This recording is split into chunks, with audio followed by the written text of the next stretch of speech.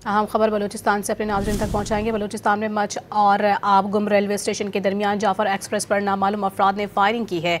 वाक़े में कोई जानी नुकसान नहीं हुआ है। इस खबर से मुतालिक मजीद अपने नाज़रीन को बताएं कि सिक्योरिटी क्लियरेंस के बाद ट्रेन रवाना कर दी गई है। रेलवे ज़राए का ये बताना है जाफर एक्सप्रेस कोयटा से पेशावर जा रही थी, कोई जानी नुकसान नहीं हुआ है। इस दौरान ये वाक़या पेश आया है जहाँ पर आपको बताएं कि नामालूम अफराद की जानिब से रेल पर फायरिंग की गई है। और इस खबर से मुतालिक मजीद भी आपको बताएं कि रेलवे ज़राए ये बता रहे हैं सिक्योरिटी क्लियरेंस के बाद ट्रेन को वापस रवाना कर दिया गया है।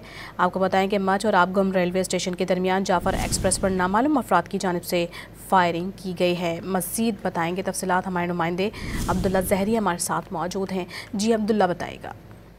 जी बिल्कुल, ये मच का इलाका है जहाँ पे गुम के रेलवे स्टेशन के करीब नामालूम अफराद की जानिब से पेशावर जाने वाली जाफर एक्सप्रेस पर फायरिंग की गई। फायरिंग के नतीजे में कोई जानी व माली नुकसान नहीं होता। सिक्योरिटी क्लियरेंस के बाद ही जाफर एक्सप्रेस को आगे मजीद रेलवे स्टेशन गुम की तरफ रवाना किया गया। इस हवाले से सिक्योरिटी फोर्सेज और दीगर कानून नाफिज करने वाले अदारों ने मुकम्मल एरिया को घेरे में लेकर मजीद तहकीकात और मुल्जिमान की तलाश शुरू कर दी। जी बहुत शुक्रिया अब्दुल्ला।